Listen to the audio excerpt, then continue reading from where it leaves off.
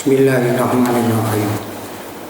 Alhamdulillahirabbil alamin. Wassalatu wassalamu ala asyrafil anbiya'i wal mursalin wa ala alihi wa sahbihi ajma'in. Amma ba'du. Anak-anak sekalian, mari kita mempelajari fikih. Kali ini itu bab 3 tentang zakat. Zakat itu sedekah yang wajib. Dasarnya dari Al-Quran, wa aqimus sholata wa atuz zakat. Wa aqimulan menengno sira kabeh as-sholata ing salat, wa atulan awya sira kabeh az-zakat ing zakat. Ayat yang lain, khudh min amwalihim shadaqatan tutahhiruhum wa tuzakkihim biha wa sholli 'alaihim inna sholata sakanun lahum wallahu samii'un 'aliim. Khudhnala basira min amwalihim saking pira-pira bandene wong akeh shadaqatan ing sedekah tutahhiruhum hale ngucake sira ing wong akeh wa tuzakkihim lan tegese ngucake sira waktu zaki lan tegese nucaki sirahi ing wong akeh ya berapa sedekah wa sholilan dunake sira alaihi min atase wong akeh inna sholata kasatemene jumhira sakane niku ngantengake lan maring wong akeh wallahu ya Allah samiun mudakam midanget alimun durzan kang mudene itu diantara firman Allah yang menerangkan tentang perintah zakat atau sedekah yang wajib. Adapun ayat yang lain juga masih banyak. Adapun yang dari hadis itu seperti ini. Qala Rasulullah sallallahu alaihi wasallam, buniyal Islam ala khamsin, syahadati alla ilaha illallah wa anna Muhammadar Rasulullah wa iqamis sholati wa ita'iz zakati wa hajjil baiti wa shaumi ramadan. Rawal Bukhari. Qala ngendika Rasulullah sallallahu alaihi wasallam, dunia dibangun al-Islam apa Islam ala khamsin ing atase perkara 5. Syahadati rupane neseni an satemene kelakuan la ilaha illallah pangeran kang hak disembah wujud illallah subhanallah wa anna Muhammadar satemene Muhammad Rasulullah utusane Allah wa iqamis sholat lan jumlahake salat wa ita'iz zakat lan bayar zakat wa hajjil baiti lan haji maring Baitullah wa shaumi ramadan lan puasa bulan Ramadan. Rawahu Bukhari. Rawani take ing hadis Al-Bukhari sapa Imam Bukhari. Dari hadis ini malah jelas bahwa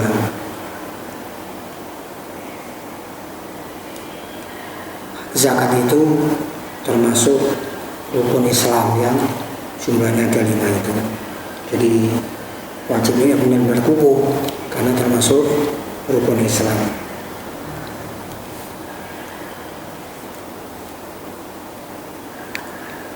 Ya tentu perintah zakat yang wajib seperti ini tentu ada manfaat-manfaat, faedah-faedah yang besar baik dunia maupun di akhirat. Adapun dahulu yang kaitannya dengan keutamaan tersebut adalah seperti ini. Sebagai berikut firman Allah, a'udzu billahi minasy syaithanir rajim. Wa ma ataitum min riba yarbu fi amwalin nasi fala yarbu 'indallah wa ma ataitum min zakatin turiduna wajha Allah fa ulaika hum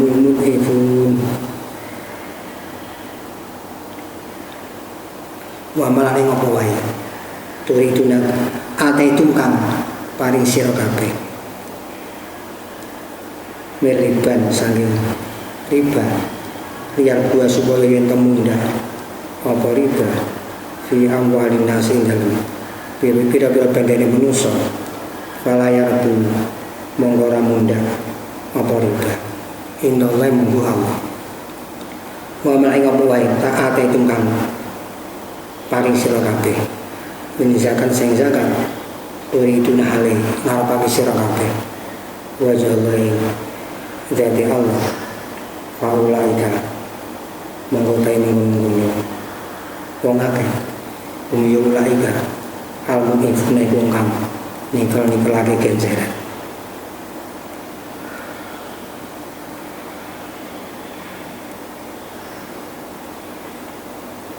Jadi zakat itu nanti besok di akhirat berlipat ganda pahalanya.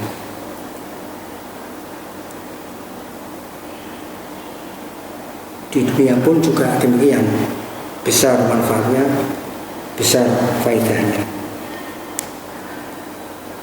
Di antaranya itu seperti yang disabdakan oleh Rasulullah Shallallahu Alaihi Wasallam, as-sadaqatu taruddul bala wa tutawwilul umur.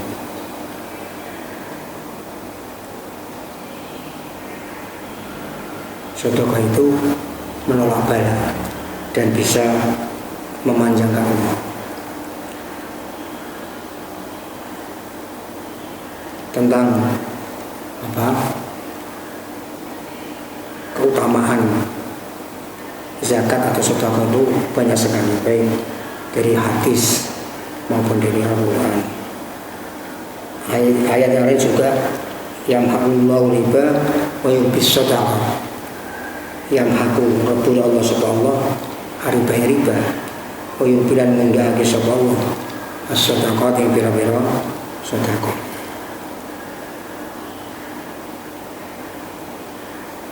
Maka ada yang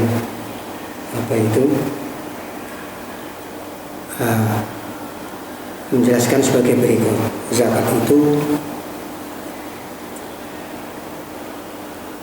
menurut makna lugat an-numu wal barokah, bertambah dan berkah. Karena begitu orang mengeluarkan zakat, hartanya akan berkah.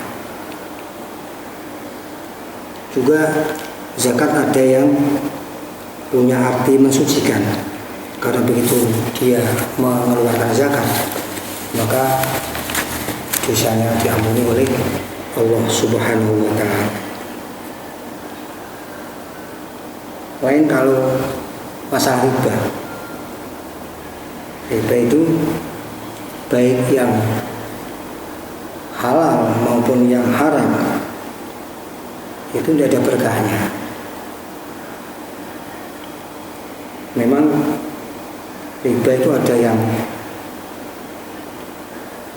halal dan ada yang haram. Yang halal itu yang ditunjukkan ayat tadi, wa ma ataitum min riba liyarbu fi amwalin nas fala yarbu indallah. Riba dalam ayat tersebut ulama menafsiri itu adalah pemberian kepada orang lain yang ada harapan agar mendapat pengembalian lebih banyak. Kalau bagi Rasulullah Shallallahu Alaihi Wasallam ya hukumnya haram, seperti yang difirmankan oleh Allah Subhanahu Wa Taala dalam surat Al-Mudassir, wala tamnun tastaksir walajo awasiro tastaksir hali amnya akesir. Ini ditujukan kepada Rasulullah SAW. Jadi hibah lisawa, pemberian yang ingin dapat pengembalian yang lebih banyak, bagi Rasulullah itu benar. Kalau bagi umatnya hukumnya makruh. tapi tetap halal tapi makruh, seperti itu. Istilah fikih namanya hibah lisawal gitu. Ya kalau riba yang haram ya tadi yang ditunjukkan oleh ayat yang ma'ullahu riba, Allah melebur riba. Riba tidak ada berkahnya. Nampaknya sih ada berkahnya, tapi nampaknya harganya berkembang pesat, tapi tidak. Besok di akhirat malah menjadikan dia masuk neraka. Dan di dunianya tentu banyak permusuhan-permusuhan yang ditimbulkan oleh riba tersebut. Jadi ayat yang ma'ullahu riba itu riba yang haram. Ya, biasanya ya riba fadli atau riba qardi. Riba qardi itu menghutangi orang lain yang minta tambahan dari orang yang diutang tersebut. Itu tidak boleh, namanya riba qardi. Dan masih ada riba lagi, karena ada riba fadli, ada riba nasa.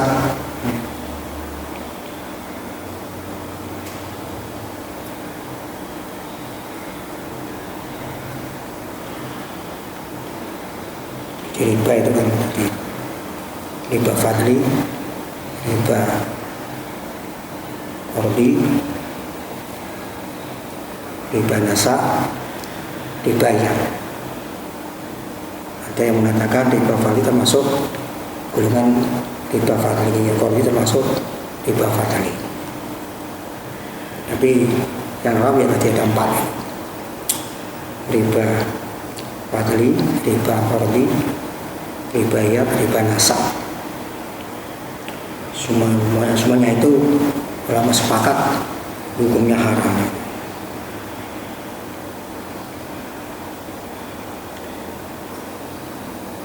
Jadi memang berlawanan antara sedekah dan riba itu. Kalau sedekah nampaknya tidak membahagiakan, tapi justru membahagiakan baik dunia maupun akhirat. Kalau riba nampaknya itu membahagiakan, tetapi sesungguhnya menyengsarakan baik dunia maupun akhirat. Nah, kalau ini mantap, ingin yakin ya dibuktikan. Katakanlah survei, nanti akan merasakan kebenaran firman Allah, kebenaran sabda Rasulullah Shallallahu Alaihi Wasallam. Bahkan orang yang dermawan sangat lumpuh itu lebih utama lagi, seperti sabda Rasulullah Shallallahu Alaihi Wasallam, as-sakhiyyu qaribun minallah, qaribun minan nas, qaribun minal jannah, ba'idun minan nar. Wal bakhilu ba'idun minallah, ba'idun minan nas, ba'idun minal jannah, qaribun minan nar. Wal jaidu sakhiyyu ahabbu ilallah min 'abidin bakhil. Sabda Nabi, terjemahan orang lebih, orang yang lumpuh dermawan itu dekat dari Allah, dekat dari orang, dekat dari surga, jauh dari neraka. Kalau orang yang zikir itu jauh dari Allah, jauh dari orang, jauh dari surga, dekat dari neraka. Sedangkan orang yang bodoh tetapi dermawan itu lebih disukai oleh Allah daripada orang yang ahli ibadah tapi gigir, seperti itu. Jadi jelas hadis ini menunjukkan bahwa faedah manfaat besar sedekah atau zakat itu memang dunia dan akhirat. Kemudian ini ada sedikit hikayat tentang keutamaan sedekah yang ditulis di dalam kitab tangga. wa huqiya anna rajulan, dan seterusnya. Ini langsung saya terjemah.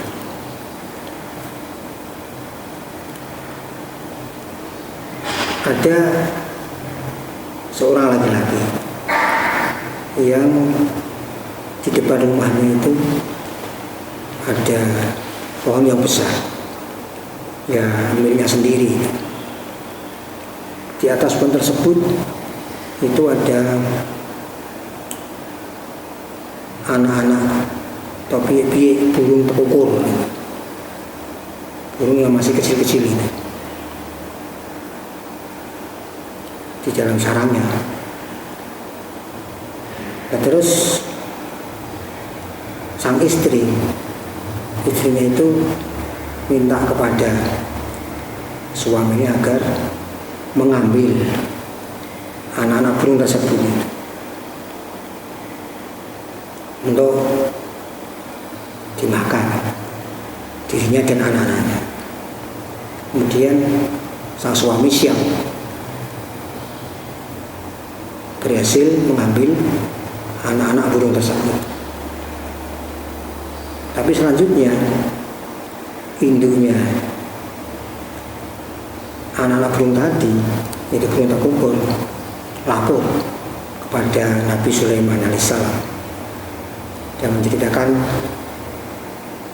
anaknya itu diambil oleh orang-orang laki-laki yang ada di dekat sarang dia.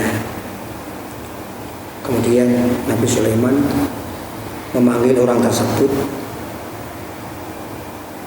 bisa minta supaya orang tersebut mau tobat, tidak akan mengulang lagi, tidak mau mengambil anak-anak burung tadi. Orang tadi juga siap, janji kalau di hadapan Nabi Sulaiman tidak mengulang lagi. Tetapi lain hari ini, setelah burung tekukur tadi punya anak lagi, ini sang istri minta supaya suaminya mau mengambilkannya lagi. Dirayu-rayu. Semula si suami tidak mau, ingat janjinya di hadapan Nabi Sulaiman. Tetapi karena rayuan istri yang terus, pada akhirnya dia siap, bersedia mengambil lagi. Nah, kemudian burung tekukur tadi juga terkejut, gimana ini, sudah saya lapor ke Nabi Sulaiman kok masih dicuri lagi, diambil lagi. Ini terus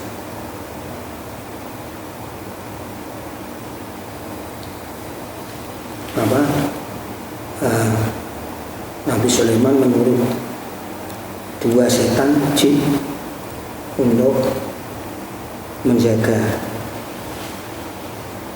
anak-anak burung tersebut.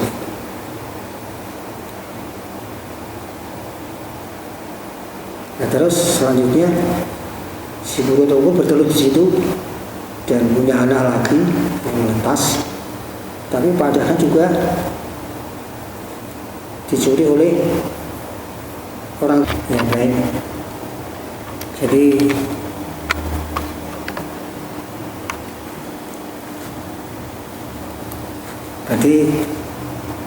sang suami ini mencuri atau mengambil anak-anak burung melati untuk istrinya, ya karena permintaan sang istri. Dan kemudian burung ini juga tidak rela dan lapor lagi ke hadapan Nabi Sulaiman. Nabi Sulaiman ya agak marah, ya, kemudian menugaskan 2 jin atau setan untuk menjaga burung dan anak-anaknya. Tetapi lain kali gitu, sang suami juga berhasil mengambil anak-anak burung tadi, meskipun Nabi Sulaiman telah menugaskan 2 jin atau setan untuk menjaganya. Sehingga burung tekukur tadi lapor lagi ke hadapan Nabi Sulaiman. Kemudian Nabi Sulaiman juga terkejut dan memanggil jin yang ditugaskan tadi. Marah Nabi Sulaiman, memarahi dua petugas tadi. Jin, ini gimana ya? Kamu saya suruh jaga kok ternyata masih ada orang yang bisa mengambil anak-anak burung tadi. Itu gimana? Kamu itu jaga apa tidak? Kamu itu kerja apa tidak? Jawab kedua jin tadi. Yang satu berkata demikian, wahai Nabi Sulaiman, sesungguhnya saya sudah benar-benar jaga di situ. Tetapi ketika sang suami itu mau ambil anak-anak burung tadi, terus akan saya seret gitu, karena saya itu sedang naik ke atas. Ternyata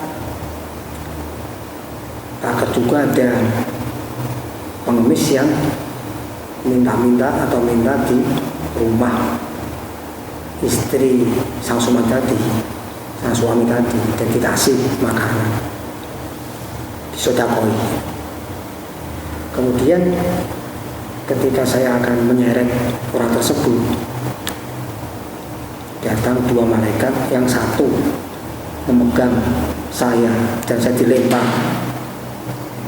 ke barat, dan teman saya ini dipegang lehernya, dilempar ke arah ini. Pada akhirnya orang laki tadi, suami tadi, sama tadi itu selamat.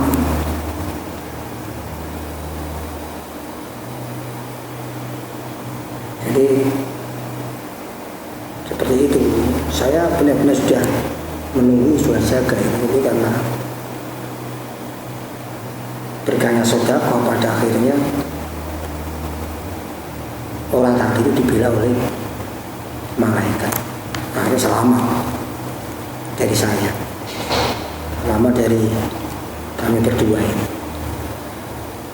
Seperti itu. Jadi orang itu kalau sedekah atau orang baik lah, diberi hadam malaikat oleh Allah Subhanahu wa Ta'ala. Begitu. Tapi kalau orang yang jajan ya hadamnya setan-setan itu. Ternyata setan itu kalah dengan malaikat. Makanya sebaiknya kita itu berusaha selalu jadi orang yang baik lahir dan batin, dan termasuk ahli sedekah. Syukur jadi orang dermawan gitu. Dan nanti akan ditolong oleh Allah Subhanahu wa Ta'ala lewat malaikatnya dan makhluknya yang lain. Demikian yang saya sampaikan. Jadi yang saya sampaikan hanya sedikit masalah zakat. Adapun selengkapnya sampai tuntas kamu pelajari sendiri di kitab fikih. Di sana nanti ada rincian apa yang wajib dizakati, kemudian siapa yang berhak menerima, kapan kewajiban zakat. Sudah ada semua di situ. Asal benar-benar mau membaca, mau memperhatikan, ya insya Allah paham. Kalau tidak mau membaca ya mendengarkan temannya yang lain yang sedang membaca. Kalau ada kesulitan ditanyakan. Insya Allah di sana kan ada barang-barang yang dizakati, diantaranya adalah al-mawashi, hewan ternak, kemudian al-asman itu emas dan perak, kemudian az-zuru, tanaman atau pertanian ya. Kemudian asimar, buah-buahan, hasil perkebunan. Kemudian ulul tijarah, harta dagangan. Semuanya ada dalilnya. Nah, kalau ulama yang punya analisa mengapa harta tersebut tadi yang diwajibkan, karena harta tersebut adalah mu'addun linnama, dipersiapkan untuk mengembangkan harta, atau bisa untuk mudah, atau bahkan sudah juga benar-benar linnama untuk mengembangkan harta. Jadi kalau seperti kambing kalau digembalakan itu menunjukkan untuk memperbanyak harta, untuk mengembangkan harta, makanya wajib zakat. Nah, kalau emas itu muhaddun linama istilahnya. Jadi harta yang disiapkan untuk mengembangkan harta, untuk menambah-nambah kekayaan. Jadi ada yang linama, ada yang muhaddun linama. Adapun punya emas perak kok tidak bisa berkembang, ya dapat dikatakan memang orang yang bodoh itu dalam hal usaha. Jadi kalau yang pintar bisa mengembangkan sehingga bisa memberi manfaat kepada dirinya dan orang lain, itu namanya muhsin tasarruf, orang yang pintar mengelola harta. Itu yang dapat saya sampaikan. Adapun sebagai tugas ayat Al-Quran dan hadis yang saya sampaikan tadi itu kamu tulis dan kamu terjemah, selanjutnya setorkan kepada saya. Wassalamualaikum warahmatullahi wabarakatuh.